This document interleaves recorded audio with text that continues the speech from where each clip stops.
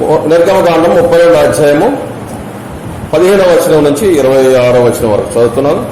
మోసే శాసనములు గల 2 పలకలను చేత పట్టుకుని కొండ దిగి వచ్చెను. ఆ పలకలు ఇరు ప్రక్కలను వ్రాయబడినవి. అవి ఈ ప్రక్కను ఆ ప్రక్కను వ్రాయబడి ఉండెను. ఆ పలకలు దేవుడు చేసినవి. ఆ పలకల మీద చెక్కబడిన వ్రాత దేవుని వ్రాత.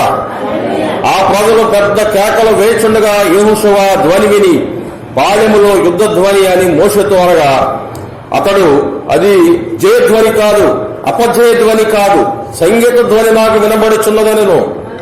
అతడు పాళెములకు సమీపింపగా ఆ దూడను వారు నాట్యమాడుటను చూసెను. అందుకు మోషే కోపము మండెను. అతడు కొండ దిగువను తన చేతుల్లో నుండి ఆ పలకను పడవేసి వాటిని పగులగొట్టెను.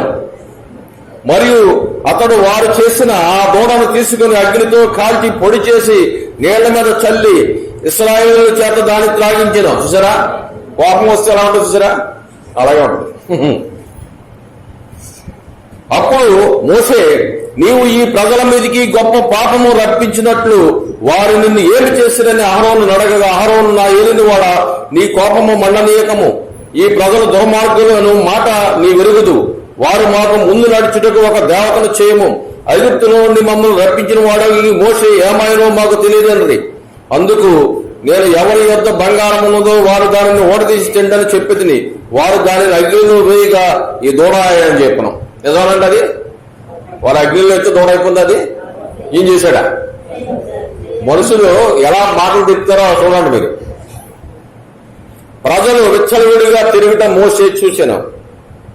వారి విరోధులలో వారికి ఎగతాళి కలిగినట్లు అహరోను విచ్చలవిడిగా తిరుగుటకు వారిని విడిచిపెట్టిండను. అందుకు మోషే పాలెం యొక్క ద్వారంలో నిలిచి, యెహోవా పక్షమున ఉన్న వారందరూ నా యొద్దకు రండి అనగా లేవీలందరూ అతని యొద్దకు కూడి వచ్చిరి.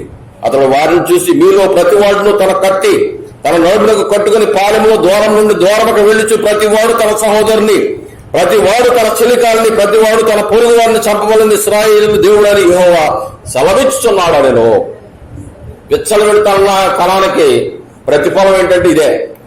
అర్థమైందండి? విచ్చలవిడితనానికి ప్రతిఫలం ఏంటంటే ఏంటి? మరణమే. అది శరీర మరణం కావచ్చు, ఆత్మీయ మరణం కావచ్చు.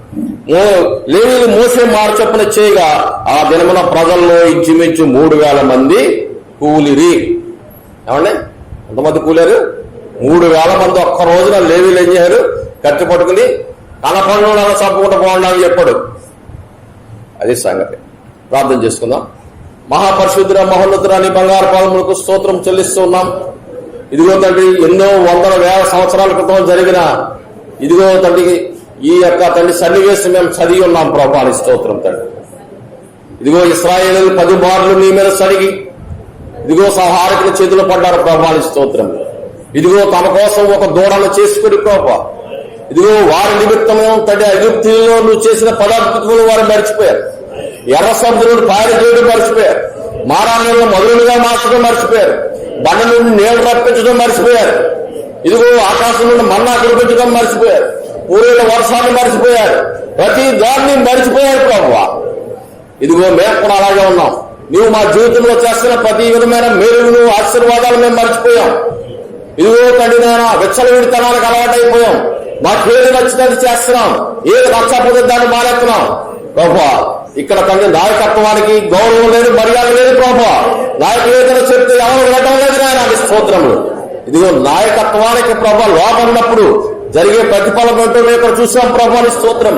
నాయకుడికి కోపం వచ్చినప్పుడు ఏం జరుగుతుందో మేము చూసాం ప్రభా. ఇదిగో నాయన, ఏ ఒక్క వ్యక్తి కూడా నాయకత్వానికి తిరుగుబాటు చేయకూడదని నువ్వు చెప్తున్నావు. నీ గ్రంథంలో నువ్వు రాశావు ప్రభా, నీ స్తోత్రం తండ్రి. ఇదిగో నాయకుడు అనేవాడు ప్రజలకి నాయన నీ స్తోత్రములు, దేవుడికి మధ్యలో ప్రభా ఆయన విజ్ఞాపనకర్తగా ఉంటాడు ప్రభా, నీ స్తోత్రములు. అతను విజ్ఞాపన ఆపివేస్తే ప్రభా ప్రజల మీద నీ కోపం రగులుకుని వారిని శాపానికి గురి చేస్తాడు ప్రభా. మేము చదువుతున్నాం తండ్రి నాయన, మీరే సహాయం దయచేయండి. ఈ సంఘంలో మీరు ఉండండి ప్రభా. ఈ సంఘంలో నీ ఆత్మను అల్లాడించండి ప్రభా, నీ స్తోత్రము తండ్రి. ఇదిగో నిరాకారంగాను శూన్యంగా ఉన్న భూమి మీద నీ ఆత్మ అల్లాడినప్పుడు ప్రభా ఒక ఆకారం భూమికి వచ్చింది నాయన, స్తోత్రం తండ్రి నాయన.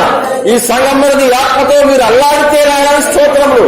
ఈ సంఘానికి ఒక ఆకారం వస్తే ప్రభా, స్తోత్రం తండ్రి నాయన. ప్రతి వారిని ఆత్మాదిని ఉంచుకోండి ప్రభా. ప్రతి వారిని ఆత్మతో సంధించండి ప్రభా.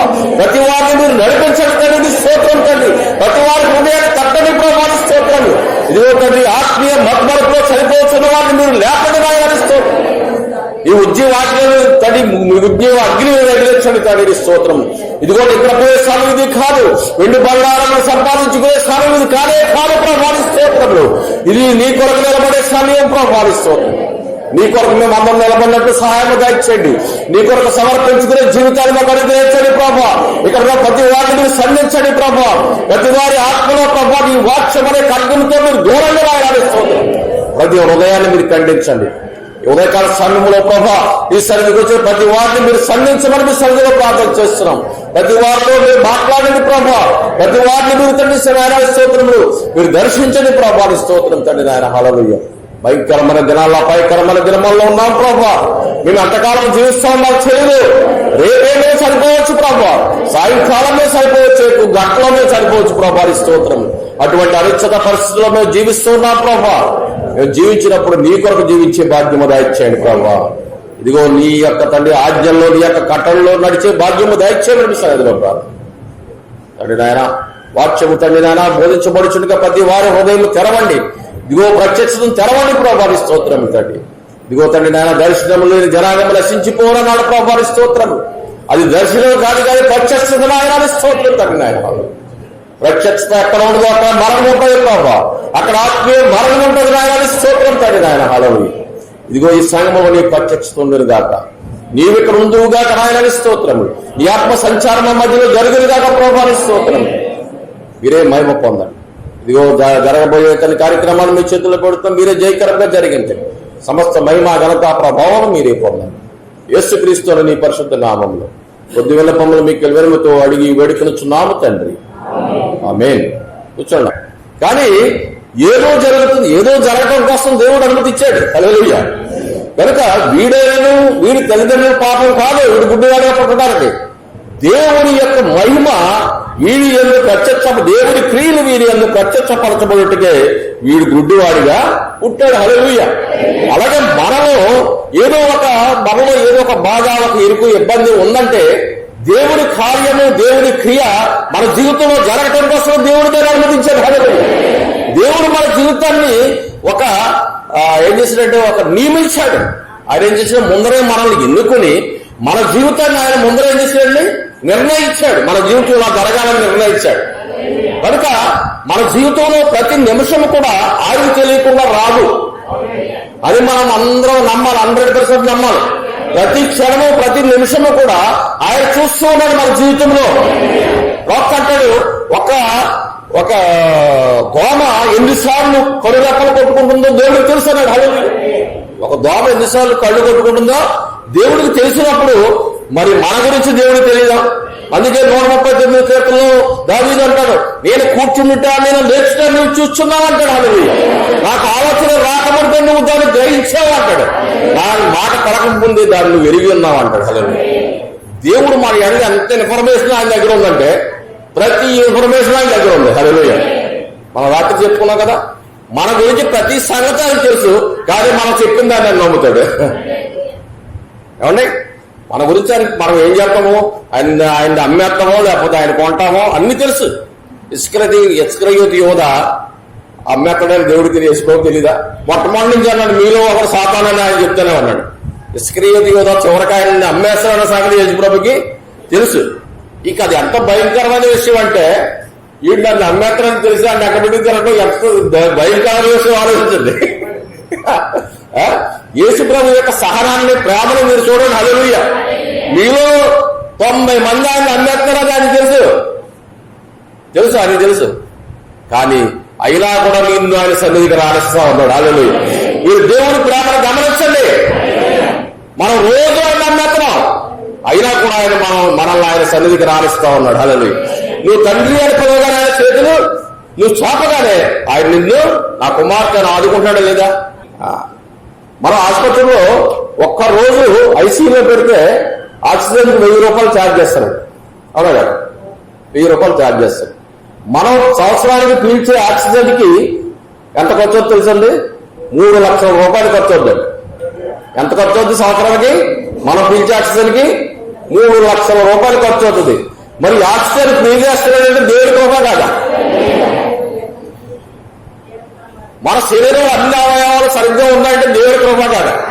కొంతమంది చేతులు ఉండి తినలేని పరిస్థితి, కాళ్ళు నుండి నడవలేని పరిస్థితి, ఏమండి తిన్నా అరగని పరిస్థితి, అరిగిన బలమైన పరిస్థితి, ఆసుపత్రిలో పడున్న పరిస్థితి. ఇది ఏమి మన జీవితంలో లేదంటే దేవుడు మన ఎడల కృప కలిగి ఉన్నాడా లేదా?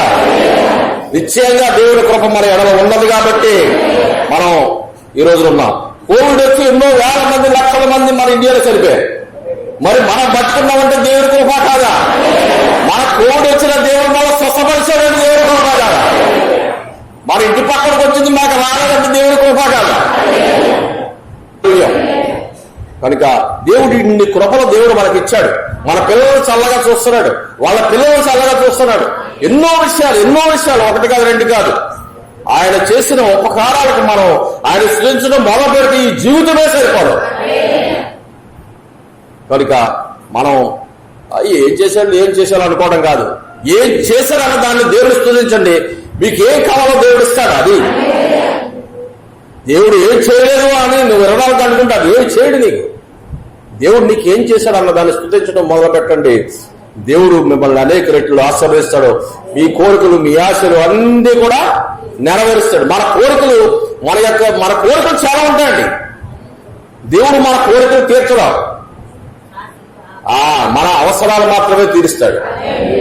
నాకు ఉంది విమానం కొనేసి ఇలాగా ఒక హెలికాప్టర్ కొనేసి ఇలా మా ఇంటి మీద దిగాలని ఇస్తాడు దేవుడు? ఇస్తాడండి. అది ఆశకు అద్దు లేదు, మంతు లేదండి మనిషికి. ఆశలు కాదు, ఆశలు దేవుడు తీర్చడు. నీ అవసరాలు దేవుడు తీరుస్తాడు. నీ అవసరాలు ఏంటో వాడికి తెలుసు. హల్లెలూయా. ఆయన నిశ్చయంగా తీరుస్తాడు. ఒక ఈగ గురించి, ఒక బలిపీఠం మీద ఉన్న పిచ్చుక గురించి ఆయన శ్రద్ధ వహిస్తున్నాడు. హల్లెలూయా. ఒక కాసుకి 2 పిచ్చుకలు అమ్ముడిపోతాయి, కానీ దేవుడి సేవ లేకుండా ఒకటి కూడా నశించదని యేసుప్రభు చెప్పలేదా? మరి పిచ్చుకలకి అంతదాన్ని దేవుడు ఇచ్చినప్పుడు ఏమండి, ప్రవక్త ఆయన బోటు మీద వెళ్ళినప్పుడు అలాగా వాళ్ళు గేలం వేస్తారు. గేలానికి ఏం చేస్తారంటే ఆ చిన్న చేప ఏమైందంటే గేలానికి పట్టుకో, చిన్న చేపని ఇలా లాగి పడేశాడు. దాని గింకులు అన్నీ పోయినాయి, అన్ని ఎక్కడికక్కడ చందవందలు అయిపోయి చేప అలా నీటి మీద తేలుతుంది.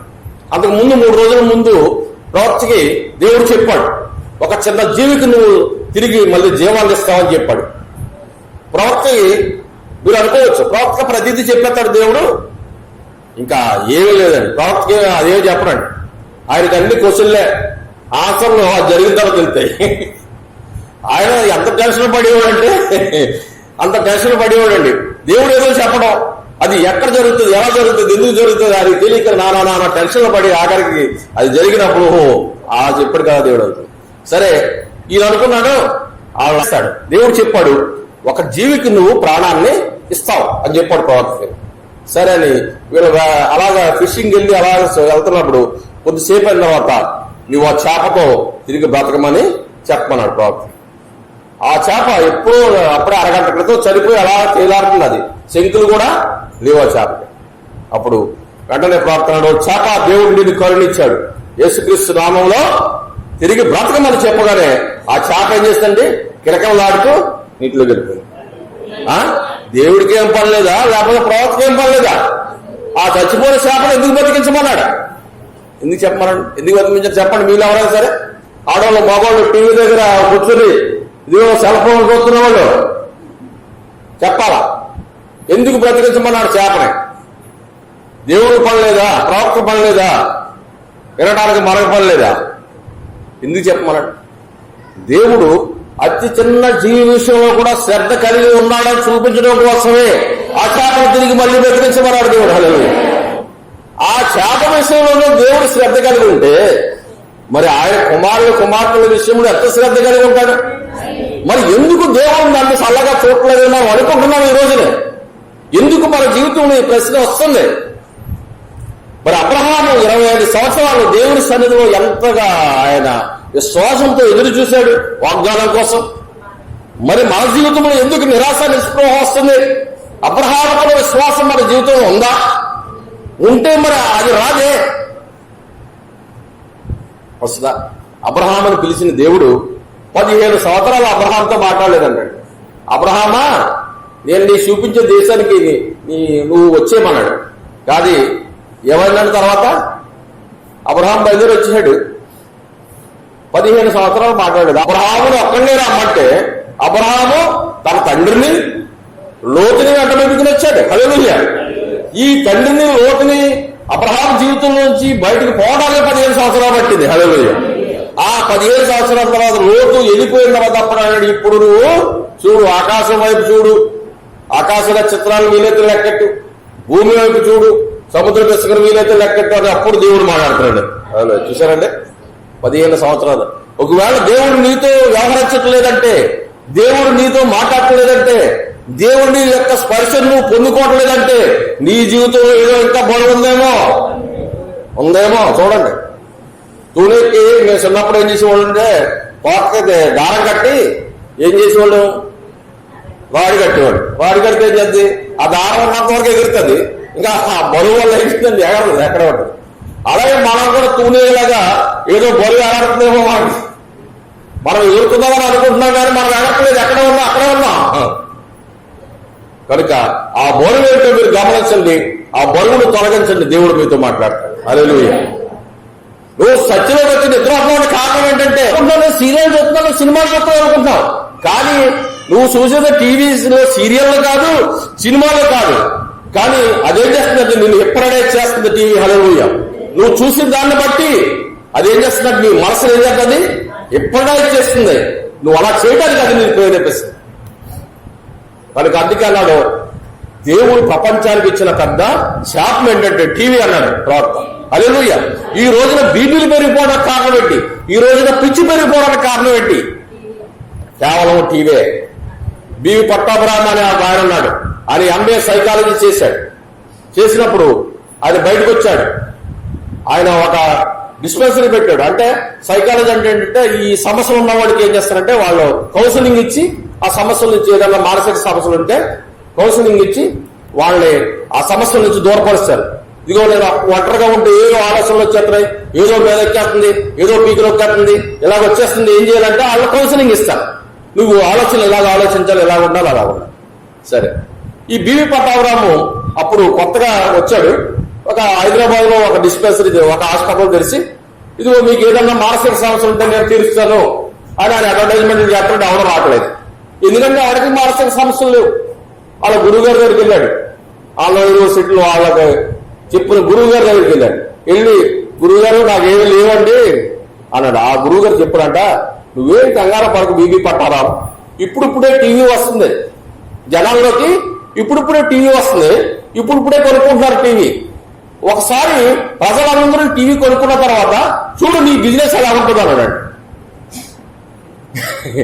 ఆయన చెప్పిన వీడియో పట్ల ఆయన చెప్పిన డైరెక్ట్ ఆయనకి యూట్యూబ్ లో ఆయన వీడియోలు ఉంటాయి, ఆయన చెప్పిన మాట అన్నమాట.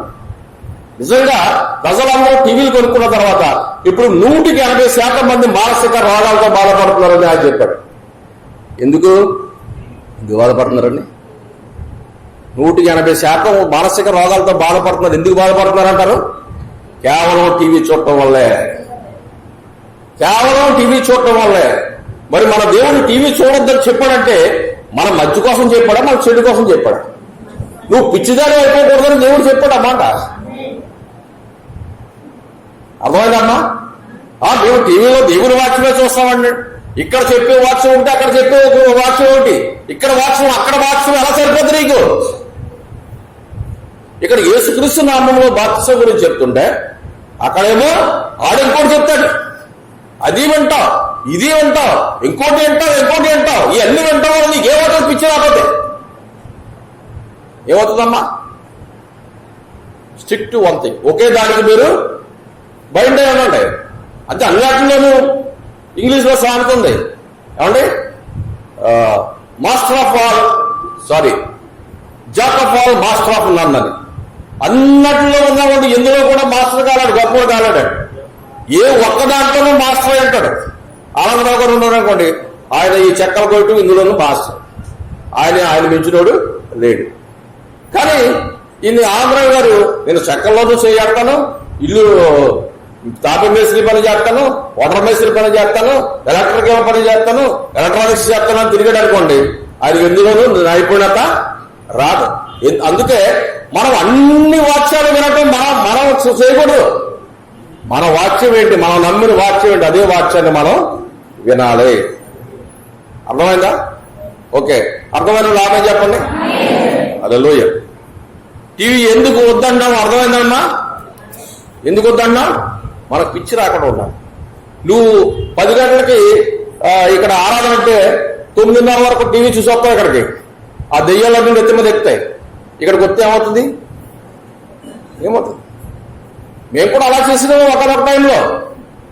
మేమేం చేయలేదు, హైదరాబాద్ ఉన్నప్పుడు మా ఇంట్లో టీవీ ఉండదు. అలాగే మేము దెయ్యాలు నెత్తి మీద ఎక్కించుకుని చర్చికెళ్ళిన వాళ్ళమే. ఎందుకంటే నాకు ఎక్స్పీరియన్స్ కాబట్టి నేను ఎక్స్పీరియన్స్తోనే చెప్తున్నాను. మనము ఒక పని చేసి దాని యొక్క దుష్ఫలితాన్ని అనుభవించిన తర్వాత ఆ పని చేయకూడదని ఎవరైనా చెప్తారు. ఒరే ఆ దారిలో అలా ముళ్ళు ఉన్నాయి, ఆల్రెడీ ముళ్ళు గుచ్చించుకున్నామని చెప్తాడు. మనం ఏం చేయాలి? దాన్ని వినాలి. కనుక టీవీ లోకానికి శాపం. ఈ టీవీ మనల్ని ఏం చేస్తుందంటే ఈ యొక్క విశ్వాసులు ముఖ్యంగా విశ్వాసులు టీవీ ముందుకు వెళ్ళినప్పుడు వారి హృదయాలను ఏం చేస్తుంది? అది చాలా ప్రభావితం చేస్తుంది. అది అవిశ్వాసం చూసినా కూడా చూడకపోయినట్టు వారికి ఆ సెన్సిటివిటీ ఉండదు, ఆ సున్నితత్వం వారి హృదయాల్లో ఉండదు. కానీ విశ్వాసం హృదయాల్లో ఏముంటుందండి? వారి సున్నితత్వం ఉంటుంది. వాళ్ళకి ఇంకోటి ఎందుకు వస్తున్నాయండి మానసిక సమస్యలు అన్నారు అనుకోండి, ఇది చాలా ఇంపార్టెంట్, వాక్యం కంటే ఇంపార్టెంట్ నేను చెప్పాను. ఎందుకు వస్తాయంటే ఇప్పుడు చూడండి, నేనున్నాను, చిన్నప్పటి నుంచి భయంకరమైన స్వీట్ తినేసాను, భయంకరమైన స్వీట్, రోజు స్వీట్లే. ఇప్పుడు నాకు షుగర్ వ్యాధి వచ్చేసింది. ఎందుకు వచ్చేసింది? దేవుడు మన కడుపులో ఒక గ్రంథిని పెట్టాడు. మనం తిన్న షుగర్నంతా అదేం చేస్తుందంటే డైజెస్ట్ చేస్తుంది, మన శరీరంలో అది రక్తంలో కలిసిలాగా చేస్తుంది. అయితే ఈయన ఏం చేశాను? షుగర్ ఎక్కువ తినడం వల్ల, స్వీట్ ఎక్కువ తినడం వల్ల ఆ గ్రంథికి పని ఎక్కువ చెప్పేశాను. జీవితకాలం చేయవలసిన పని 56 సంవత్సరాల్లో కంప్లీట్ చేసిందండి. ఇంకా నేను చేయలేను బాబా అని చేతులెత్తేసి. ఏమంటే ఇప్పుడు ఏం చేస్తున్నాం? బయట నుంచి ట్యాబ్లెట్ వేసుకుని తింటున్నాం. ఏదన్నా తినాలంటే ఏం చేస్తున్నాం? బయట నుంచి ట్యాబ్లెట్ వేసుకుని షుగర్ ట్యాబ్లెట్ తింటున్నాం. అలాగే దేవుడు మనకి కొన్ని ఎమోషన్స్ ఇచ్చాడు. అవునా? కొన్ని ఎమోషన్స్ ఇచ్చాడు. కొన్ని ఏమంటారు? ఎమోషన్స్ తెలుగు ఏమంటారు? ఉద్రేకాలు. కొన్ని ఉద్రేకాలను దేవుడు ఇచ్చాడు. మనకు కోపం ఉంటుంది, మనకు జాలి ఉంటుంది, మనకేమో దుఃఖం ఉంటుంది, మనకు సంతోషం ఉంటుంది, ఇవన్నీ ఇచ్చాడు. కానీ మనం టీవీ చూడటం వల్ల ఏమవుతుందంటే ఈ ఎమోషన్స్ అన్ని ఆ టీవీలో ఎవరన్నా సరిపెడితే ఎంతో బాధపడిపోతాం. ఎవడన్నా కొంచెం నవ్వు చేస్తే నవ్వు. ఈ ఎమోషన్స్ అన్ని మనం అనవసరంగా వాడేస్తున్నాం టీవీ ముందు కూర్చొని. అర్థమవుతుందా? నేను స్వీట్ తిని ఎలాగో ఈ కడుపులో ఉన్న గ్రంథిని ఎక్కువ వాడేస్తానో అలాగే మన ఎమోషన్స్ అన్ని ఏం చేస్తున్నాం? టీవీ ముందు అనవసరంగా వాడేస్తున్నాం. నిజంగా మనం ఆ ఎమోషన్స్ చూపించవలసిన టైంలో చూపించలేకపోతున్నాం. ఎందుకంటే ఆల్రెడీ వాడేస్తాం మనం టీవీ దగ్గర. చర్చల గుర్తుకు ఏం లేకుండా ఎమోషన్స్. దేవుడు వాక్యం చెప్తే సంతోషపడినాక మనము మోషే గారి గురించి చదివాం. అవునండి, 24వ అధ్యాయం. అలిసిపోయారమ్మా? అలిసిపోయిన వాళ్ళు అందరూ ఆమె చెప్పండి. అలిసిపోలేదు అనమాట. అయితే మంచిదే. నిర్గమకాండము 32వ అధ్యాయం 32, 34 మనకు చూడండి. అందుకు ఇప్పుడు మనకు తెలుసండి, దేవుడు మోషేని 40 దినాలు అక్కడ ఆ కొండ మీద, సీనాయి కొండ మీద మోషే వెళ్లి దేవుడితో ముఖాముఖిగా 40 దినాలు మాట్లాడాడు. బాబు 40 దినాలు ఏం మాట్లాడాడండి అని మీరు అనుకుంటారా? ఏమండి, దేవుడి సన్నిధిలో ఉంటే మనకు సమయం అనేది తెలియదు. సమయం లేదు దేవుడి సన్నిధికి. దేవుడికి 1 నిమిషం 1 సెకండ్, అది 40 సంవత్సరాలు అంటే దేవుడికి 1 నిమిషం 10 సెకండ్లు అంతా ఉంటుందండి. 40 రోజులు అండి. ఈ మోషేకి దేవుడు పరలోకంలో ఉన్న మొత్తం పరలోకపు ఆ యొక్క ప్రేమ అంతా చూపించాడు. పరలోక ప్రేమ చూపించాడు. అలాగే 10 ఆజ్ఞలు గల 2 పలకల మీద తయారు చేసి, దేవుడే స్వయంగా తయారు చేసి ఆ పలకల మీద 10 ఆజ్ఞలు రాయించి ఆ మోషేకి ఇచ్చాడు. మోషే ఎంతో ఆనందంతో దేవుడు తన ప్రజల ఎడల, దేవుడు ప్రజలకి ఒక ధర్మశాస్త్రాన్ని ఇచ్చాడు. అని ఆనందంతో సంకలం పెట్టుకుని యెహోషువ కూడా కొంత దూరం వెళ్ళాడు మోషేతో. అక్కడ నువ్వు ఇక్కడే ఉండి నేను వస్తానన్నాడు. ఆ తర్వాత మోషే పైకి వెళ్ళాడు. ఈ 40 దినాలు కూడా మోషేకి తిండి లేదు, నిద్ర లేదు, దాహం లేదు, ఏమీ లేదు. ఏమంటే ఎందుకు లేదు? దేవుడి సన్నిధిలో ఉంటే తిండి అవసరం లేదు. పరలోకంలో మనం ఏమైనా తింటామా? తినవలసిన అవసరం ఉంది, కానీ తినాలంటే తినొచ్చు. అది కూడా ఉంది. పరలోకం అలా ఉంటాయి, మన యొక్క శరీరాలు ఎలా ఉంటాయో మనం చెప్తాం, అది తర్వాత అది విషయం.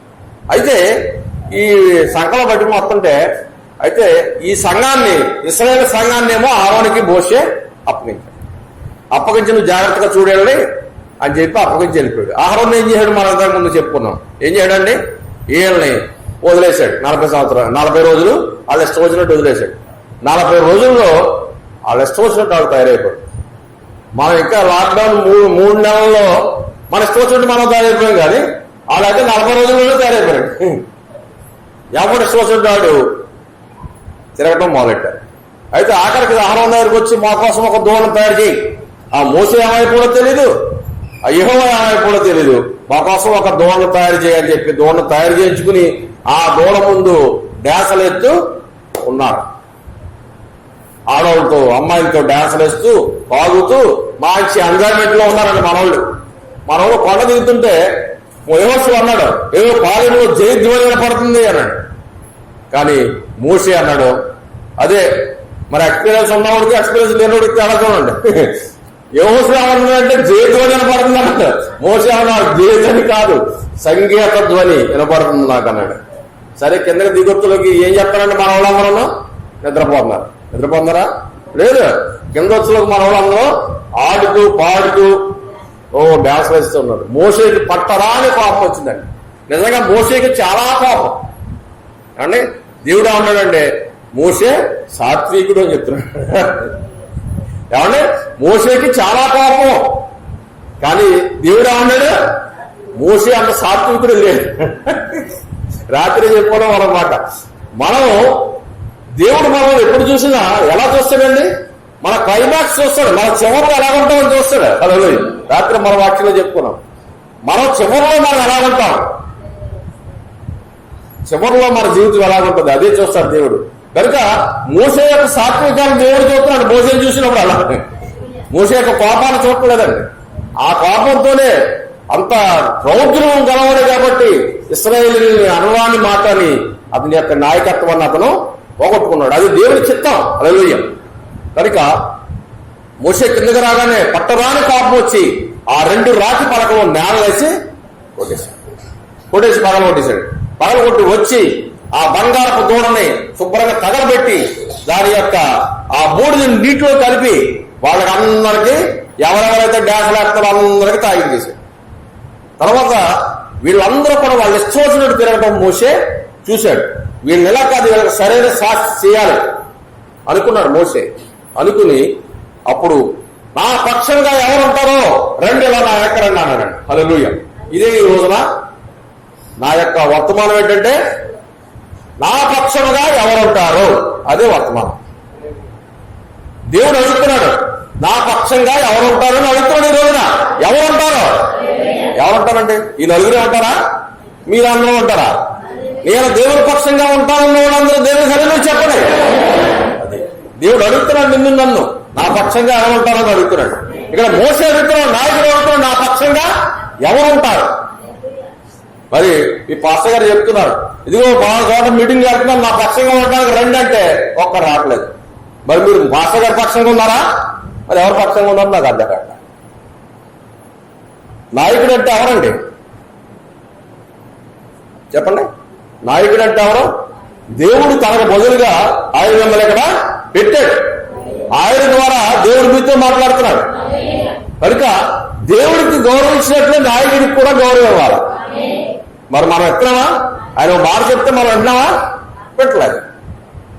మీటింగ్ అని చెప్తే ఒక్కరు రావట్లేదు. ఫోన్ చేసినప్పుడు మా నాన్నగారు నాతో బాధపడేది అదే. మీటింగ్ అంటే ఎవరు రావట్లేదు.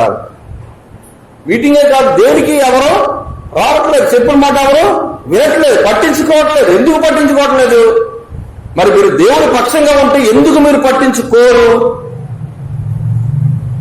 సరే, లేవీలందరూ కూడా మోసే పక్షంగా వచ్చేసారు, మోసే వెనక్కి వచ్చేసారు. అయితే మీరు కత్తి ధరించండి అన్నాడు. కత్తి పట్టుకున్నారు. మీకు ఎవరు ఎదురొస్తే, మీ తమ్ముడు, మీ చెల్లి, మీ తల్లి ఏమో చూడద్దు. మీకు ఎవరు ఎదురొస్తే వాళ్ళని ఏం చేయాలి? చంపేయాలి. అంతే. మనం కూడా చంపేయాలి. మరి దేవుడి పక్షంగా ఉంటే మనం కూడా చంపేయాలి. ఏం చంపేయాలి? మన చిన్ననాటి నుంచి మనం వెంబడిస్తున్న ఈ యొక్క మన యొక్క ఆచారాలు, వ్యవహారాలు, మన యొక్క అలవాట్లు, ప్రతి దాన్ని కూడా మనము చంపేయాలి. మనతో నివసించాలని కోరుతున్న పాపాన్ని ఏం చేయాలి? మనం చంపేయాలి. దేవుని బిడ్డగా మనం చేయాల్సింది ఏంటండి? చంపేయాలి. దేని మీద నువ్వు జారి చూపించకూడదు. ప్రతి దాన్ని మనం సంహరించాలి. పరిపూర్ణమైన విడుదల మనం పొందాలి. హల్లెలూయా. మన జీవితంలో ఇంకా చేదు అనేది ఉండకూడదు. గడివడి పాలలో ఒక చిన్న చేదు, ఒక విషపు చొక్క వేస్తే పాలన అయిపోతే విషమైపోతాయి. అలాగే మన హృదయాలు కూడా విషమైపోతున్నాయి. ఆ విషం ఎక్కడి నుంచి వస్తుందంటే బయట నుంచి వస్తుంది. మనకి కొన్ని గేట్స్, 5 గేట్స్ ఉన్నాయి మనకి. ఏమండి, మన గేట్లు ఎక్కడ ఉన్నాయి బాబు? ఇంటికున్నా కానీ అనుకుంటారండి. మనకు 5 గేట్లు ఉన్నాయి. ఒకటి నోరు, రెండోది ముక్కు, మూడోది చెవి, నాలుగోది కన్ను, శరీరం. ఇలాగ 5 గేట్స్ ఉన్నాయి. ఈ 5 గేట్లలోంచి మనలోకి ఏమవుతుందండి? ఆ బయటకున్న చెత్తంతా లోపల వచ్చేస్తుంది. మెయిన్ మనలోకి వచ్చే చెత్త, మనలోకి వచ్చే పాపం ఎక్కడి నుంచి వస్తుందంటే కళ్ళ ద్వారా వస్తుంది, చెవుల ద్వారా వస్తుంది. నోటి ద్వారా అయితే మనలోంచి బయటికి అది వెళ్తుంది. కనుక మన కళ్ళు జాగ్రత్తగా ఉంచుకోవాలి. ఎందుకంటే ఆ విషయం మన హృదయంలోకి ఎక్కడి నుంచి వెళ్తుంది? వెళ్తే కళ్ళలోంచి వెళ్తుంది, కాబట్టి చెవులోంచి వెళ్తుంది. అంతే, ఇంకే మరో మార్గము లేదమ్మా. కనుక విశ్వాసి తన యొక్క విశ్వాస జీవితాన్ని ఎంత భద్రంగా కాపాడుకోవాలంటే తన కళ్ళు, తన చెవులు చాలా భద్రంగా, చాలా జాగ్రత్తగా ఉంచుకోవాలి. నువ్వు ఆ చెత్త అంతా చూసావంటే ఆ చెత్త అంతా నీ హృదయంలో వెళ్ళిపోయి నీ యొక్క భక్తి జీవితాన్ని మొత్తం పాడు చేసేస్తుంది. నీ యొక్క పాల వంటి నీ హృదయంలో నీ హృదయంలో ఏముంటుంది? దేవుని వాక్యం ఉంటుంది. ఆ విషం వచ్చి ఆ పాలు ఏం చేస్తుంది? విరిచేస్తుంది. ఆ వాక్య ప్రకారంగా చేయకుండా నిన్ను ఏం చేస్తుంది? ఆపేస్తుంది.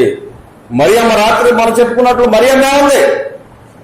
దేవుని మాట ప్రకారంగా నాకు జరుగునుగా కానీ దేవుని వాక్యాన్ని అంగీకరించి ఆమె దాన్ని నమ్మింది. హల్లెలూయా. మనందరం కూడా అలాగే చేయాలా? దేవుడి యొక్క వధువుగా మనం చేయవలసిన పని ఏంటంటే దేవుని వాక్యాన్ని మనం నమ్మాలి. దాని ప్రకారంగా జరుగునుగా కానీ మనం దేవుడికి మనం అప్పగించుకోవాలి. పరిశుద్ధాత్మ ద్వారా మరి ఏ విధంగా గర్భం ధరించిందో మనం కూడా మనలో ఉన్న వాక్యాన్ని ఆ పరిశుద్ధాత్మ ఆవరించినప్పుడు అది కార్యరూపం దాల్చుతుంది. మన జీవితంలో వాక్యము కనపడుతుంది. కనుక రాత్రి వచ్చిన వాడికి బాగా అనుభవం అవుతుంది ఆ వాక్యం. కనుక అందుకే అన్నాడు, దయాపాత్రులారా నీకు శుభమన్నాడు. ఈ రోజు నీకు ఆ శుభవాక్యం చెప్తున్నాడు. మరియాను కృప పొందితివి, దేవుని నుంచి కృప పొందితివి. ఇదిగో వధువా నీవు దేవుని వద్ద నుంచి కృప పొందుకున్నావు. ఎందుకంటే ఆయన వాక్యాన్ని నువ్వు అంగీకరిస్తున్నావు. ఆ వాక్య ప్రకారంగా జీవించడానికి నువ్వు ఇష్టపడుతున్నావు. కనుక నువ్వు కృప పొందుకున్నావు. దేవుడు నీ ఎడల కృప చూపిస్తూ ఉన్నాడు. దేవుడు నిన్ను తన వద్దకు తీసుకుపోవడానికి ఆయన ఇష్టపడుతూ ఉన్నాడు. హల్లెలూయా అని రాత్రి పర్వదినం. ఇదిగో ఇక్కడ అంటున్నాడు మోషే, నా పక్షం ఎవరు వహిస్తారు అని అడుగుతున్నాడు. నీ కాపరి పక్షం నువ్వు వహిస్తావా? నీ నాయకుడి పక్షం నువ్వు వహిస్తున్నావా? ఆలోచించండి. ఈ రోజున ఆలోచించకపోతే చాలా కష్టం. పక్షం వహిస్తే దేవుని వాక్యం, దేవుని మాట ప్రకారంగా జీవించడం ఒక రకంగా కష్టం, ఒక రకంగా చాలా సులువు. ఏమండి, ఒక రకంగా చాలా కష్టం. ఎవరికి కష్టం అంటే సగం అటు సగం ఇటు వేసిన వాడికి చాలా కష్టం. కానీ పరిపూర్ణంగా దేవుడికి అప్పగించుకున్న వాడికి చాలా సులువు. చాలా మంది చెప్తారు అబద్ధం ఆడటానికి చాలా తెలివితేటలు ఉండాలా. ఏమండి, నిజం చెప్పడానికి ఏం తెలివితేటలు అవసరం లేదు. 100 మంది అడిగినా అలాగే చెప్తాం.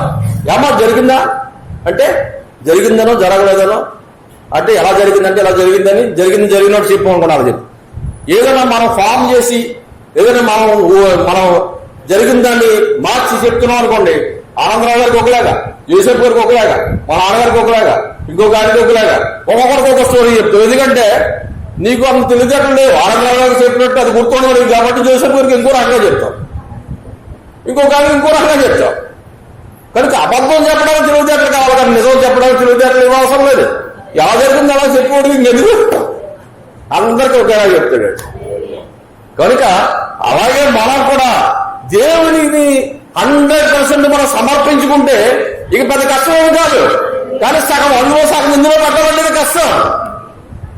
అది ఆడెవడో బాప్తిజం తీసుకుని సేపు పైకెట్టాడట. ఊరే బాబు సేపు వచ్చాలి, అలా పైకెట్టకూడదు అంటే లేదండి నన్ను ఎవరో కొట్టాడు, ఆ సంగతి చూసిన తర్వాత అప్పుడు ముంచుతారు అన్నాడు. అవన్నీ చేసేసే రావాలి మనం దేవుళ్ళకి. పరిపూర్ణ సమర్పణతోనే మనం దేశ ప్రభుని దేవుడిగా అంగీకరించాలి. సగం సమర్పణ, సగం ఇక్కడ సగం అక్కడ ఉండేవాళ్ళు దేవుడికి అవసరం లేదమ్మా. సరే, ఇంకా చాలా వాక్యం ఉంది, మరి టైం అయిపోతుంది. కనుక మోషే అంటున్నాడు నా పక్షంగా ఎవరున్నారు. అయితే మనకు ఒక వాక్యం చెప్పాడు ప్రవక్త, ఒక వర్తమానం చెప్పాడు ఏంటంటే యేసు పక్షము వహించుట అనే వర్తమానం మనకు వచ్చింది. మరి మనకు వర్తమానాలు రావడం పట్టుకెళ్ళి అవమానంలో పెట్టడం కానీ చదివేవాళ్ళు నిజంగా మనస్ఫూర్తిగా చెప్పండి అమ్మ ఎంతమంది వర్తమానాలు చదువుతున్నారు మన సంఘంలో చేయొత్తడు ఒకసారి. ఇదిగో దేవుడు ఏమన్నాడు చూడండి, ఏమన్నాడు, అందుకు యెహోవా ఎవడు నా ఎదుట పాపము చేసిన వారి నా గ్రంథంలో నుండి తుడిచివేస్తాడు అన్నాడు. తుడిచివేస్తాడు ఏమన్నాడండి? మోషే అంటాడు పైన, అయ్యో నీవు వారి పాపములు ఒకవేళ పరిహరించితవా లేని ఎడల నీవు వ్రాసిన నీ గ్రంథములో నుండి నా పేరు తుడిసివేయమని బతిమాలుకుంటున్నానని. ఇప్పుడు ప్రజలకి దేవుడికి మధ్యలో ఎవరు నిలబడ్డారండి? మోషే నిలబడ్డాడు. మోషే కోపం వచ్చింది, మోషే వాళ్ళని తిట్టాడు, వాళ్ళని చంపేయమన్నాడు, అన్ని చేశాడు. కానీ దేవుడి దగ్గరికి వచ్చి ఏం చేస్తున్నాడండి? దేవుడికి ప్రజలకి మధ్యలో మోసే నిలబడుతున్నాడు. హల్లెలూయా. వారి పాపాలు పరిహరించలేదంటే నా పేరు నీ జీవ గ్రంథంలో వచ్చి తుడిసేయని చెప్తున్నాడు. దేవుడు అన్నాడు, ఎవరు పాపం చేస్తే వాడి పేరు తుడుస్తాడు కానీ నీ పేరు ఎందుకు తుడుతున్నాయా అని దేవుడు అన్నాడు. హల్లెలూయా. లేదు ప్రభా, వాళ్ళు కుడి ఎడమలు ఎరగని ప్రజలు, వాళ్ళు కరుణించు, వారి పాపాలను పరిహరించని దేవుడు సన్నిధిలో క్రీస్తు ఆత్మ కలిగి ఏం చేస్తున్నాడండి? అక్కడ విజ్ఞాపన చేస్తున్నాడు. రాత్రి మనం చెప్పుకున్నాం కదా, క్రీస్తు దేవుని కుడి పార్శ్వను కూర్చుని నీవు నేను చేస్తున్న ఎరోపణల నిమిత్తము నిరంతరం ఆయన ప్రార్థన చేస్తున్నాడు. ఆయన ఇంకా రక్తము కారుస్తూ ఉన్నాడు. ఆయన రక్తము కాల్చు వారి శరీరం ఎక్కడ ఉన్నప్పుడు దేవుని సింహాసనం మీద కుడి పార్శ్వంలో ఉన్నది. నువ్వు రోజు రోజుకి ఆయన సిలువ వేసేస్తున్నావు, అందులో డౌట్ లేదు. నీ పనుల ద్వారా, నీ మాటల ద్వారా, నీ క్రియల ద్వారా, నీ విధానాల ద్వారా ఆయన నిరంతరం సిలువ వేసి, ఆ ఇశ్రాయేలు రోమిలు అయితే ఒకసారి సిలువ వేశారు. కానీ ఈ క్రైస్తవులైన మానవం, దేవుని బిడ్డలుగా చెప్పుకుంటున్న మానవం దినదినము ఆయన ఏం చేస్తున్నామండి? సిలువకి అప్పగిస్తున్నాం. అయ్యో మీ వల్లే కదా నా నామం మంది జనుల మధ్య దూషించబడుతుంది అని దేవుడు అంటలేదా? మనం చేసే పనుల వల్లే ఆయన నామము దూషించబడదు. కనుక దేవుడు అడుగుతున్నాడు, నా పక్షంలో ఎవరున్నారు? ఆయన పక్షంగా ఉంటే ఆయన పనులు చేయాలా, ఆయన క్రియలు చేయాలా? ఉన్నాను అని చెప్పేసి ఊరకనే కబుర్లు చెప్పేయడం కాదు. ఏదో వైఎస్ఆర్సీపీకి పార్టీ ఓటేసేసి నడపొచ్చేసి మన ఇష్టం వచ్చినట్టు కాదు. ఇది దేవుడి వాక్యము, దేవుడి మార్గము. హల్లెలూయా. నిత్యజీవ మార్గం, ఇది ఇరుకు మార్గం. హల్లెలూయా. ఇరుకు మార్గంలో ప్రవేశించేవారు కొద్ది మంది, విశాల మార్గం వెళ్ళే వాడు ఎక్కువ మంది. విశాల మార్గం కాదు ఇది, ఇది సంస్థల కాదు, ఇది వర్తమాన మార్గం. హల్లెలూయా. ఇది నిన్ను పరలోకము తీసుకెళ్లే మార్గం, ఇది ఎక్క మార్గం, ఇది ఎగిరిపోజేసే మార్గం ఇది. అంతే తప్ప ఇదిగో ఏదో అలా తప్పగా ఉంటామంటే కాని పరిస్థితి. సరే చూడండి, యోహాను సువార్త 10వ అధ్యాయం దగ్గరికి వచ్చేస్తున్నాను. నాకు ఓపిక నశించిపోయింది.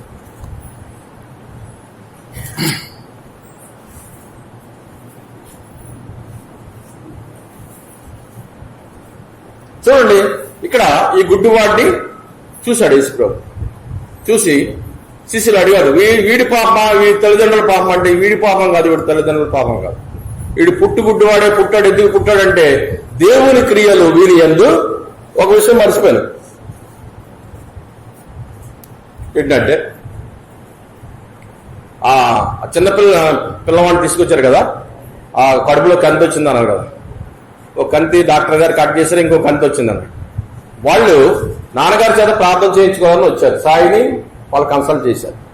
కన్సల్ట్ చేసినప్పుడు సాయి చెప్పాడు, ఈరోజు బాప్తిసాలు ఉన్నాయి, బాప్తిసాలు అయ్యే వరకు మీరు వెయిట్ చేయండి అంటే వాళ్ళు ఎంతో ఓపికతో నాన్నగారు వెళ్ళి బట్టలు మార్చుకుని వెళ్ళి అక్కడ బాప్తిసం ఇచ్చి వచ్చి మళ్ళీ బట్టలు మార్చుకుని మళ్ళీ వచ్చి ప్రార్థన చేసే వరకు ఎంతో ఓపికతో వెయిట్ చేశారు. కళ్ళు విశ్వాసం ఉంది కాబట్టి వెయిట్ చేశారు కదా. ఆ బోడి వీడి ప్రార్థన కావాలండి, 300 మంది బయట రూపాయితో 100 మంది ప్రార్థన చేస్తున్నారని వెళ్ళిపోయారు అనుకోండి, కార్యం జరుగుతుందా? అందుకే దేవుడికి మనం ఏదో చూపించాలా, నీ దగ్గర ఏమన్నా చూపించాలా. అందుకే దేవుడు అడుగుతున్నాడు, ఎవరిని అడుగుతున్నాడంటే మోసేని అడుగుతున్నాడు. మోసే నీ చేతిలో ఏముందని అడుగుతున్నాడు. అడిగాడు లేదండి. ఎక్కడ అగ్ని స్తంభంలో అగ్ని పొదలో మాట్లాడుతూ మోసే నీ చేతిలో ఏముంది? ఏముంది మన చేతి? మోసే చేతిలో ఏముంది? కర్ర ఉంది. ఆ కర్రతోనే దేవుడు అద్భుతాలు చేశాడు. అడుగు. ఇప్పుడు నన్ను అడుగుతున్నాడు, నీ చేతిలో ఏముంది? ఏముంది నీ చేతిలో? విశ్వాసం ఉందా? సద్గుణం ఉందా? జ్ఞానం ఉందా? ఆశానిగ్రహం ఉందా? ఏముంది నీ చేతిలో? దాన్నే వాడుకుని నిన్ను దేవుడు మయంపరుస్తాడు. నీ చేతిలో ఏమీ లేదు, నువ్వు ఎదురుదాన్ని. నీ చేతిలో ఇలా ఉప్పు చేతులతో ఉన్నావు, నిన్ను దేవుడు వాడుకోడు. వారి చేతిలో విశ్వాసం ఉంది కాబట్టి దేవుడు ఆ కుమారుడిని దేవుడు స్వస్థపరిచాడు.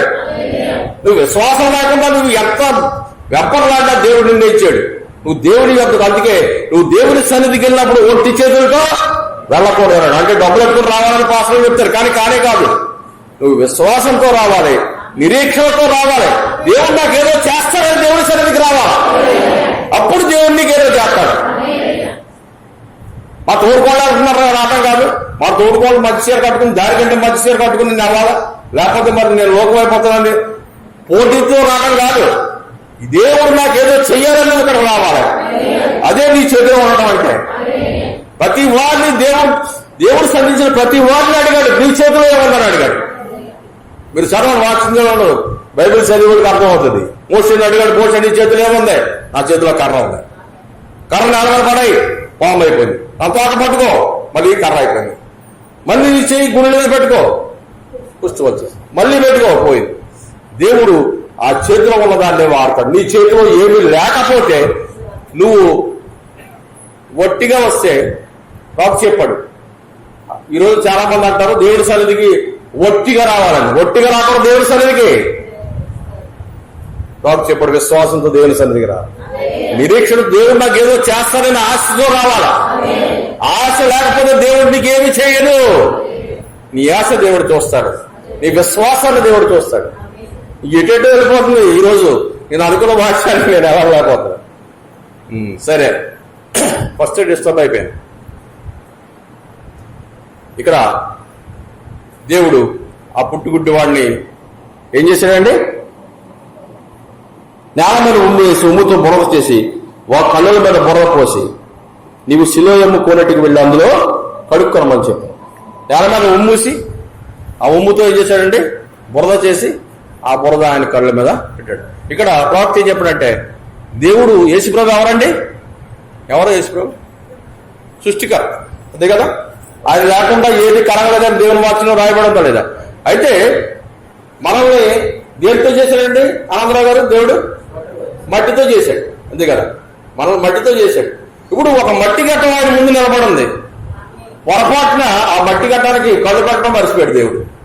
అంటే కళ్ళు లేవు. ఇప్పుడు సృష్టికర్త ఇక్కడికి వచ్చాడు. ఏం చేస్తాడు ఆయన?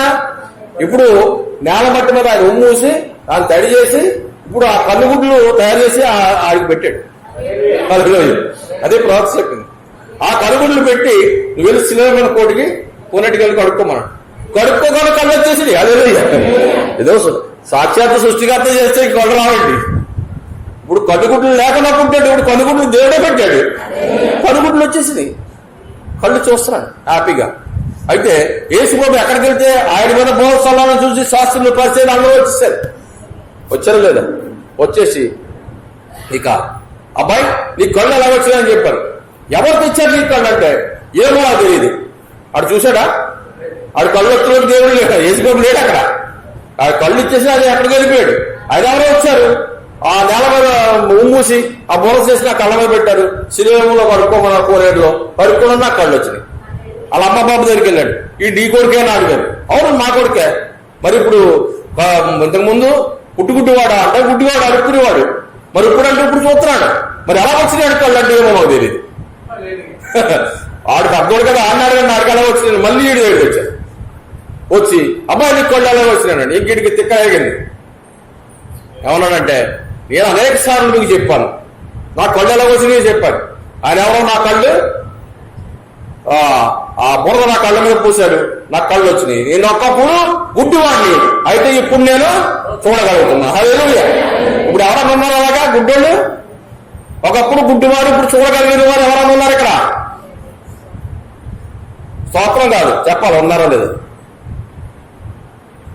ఒకప్పుడు గుడ్డోళ్ళు ఇప్పుడు చూడగలిగిన వాళ్ళు. ఆంధ్రాగారు మీరు గుడ్డోళ్ళని ఒకప్పుడు ఇప్పుడు చూస్తున్నారా?